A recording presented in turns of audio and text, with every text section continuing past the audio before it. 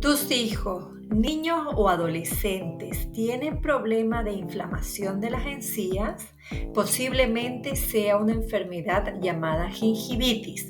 Yo soy la doctora Bianca Fabiola Zambrana Barrancos, soy máster en ortodoncia y ortopedia dentofacial de la Universidad CEU Valencia, España, y estoy diplomada en odontopediatría por la Universidad Abierta Interamericana UAI de Buenos Aires, Argentina. La gingivitis es una enfermedad periodontal que presenta los siguientes signos y síntomas: encías inflamadas o hinchadas, encías de color rojo oscuro o violáceo, encías que sangran fácilmente cuando se cepillan los dientes o usan el hilo dental. También presentan mal aliento, a veces tienen encías retraídas y encías sensibles. La causa más común de la gingivitis es una mala higiene bucal y la acumulación de la placa bacteriana en los dientes.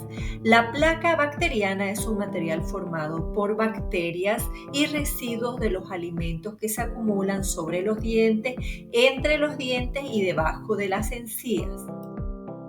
Para la prevención de esta enfermedad debemos tener en cuenta que los niños deben tener una buena higiene bucal, 3 tiempos de cepillado al día.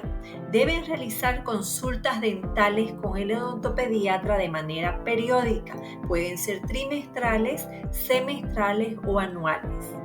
También deben tener buenas prácticas de salud como una alimentación saludable con pocos tiempos de azúcar y carbohidratos en su dieta.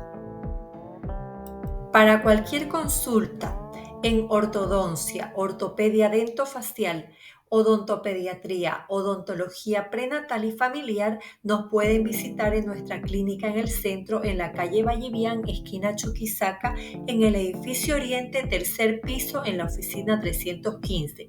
Nuestro celular para programar la cita es el 760-46-276. Será hasta una próxima oportunidad.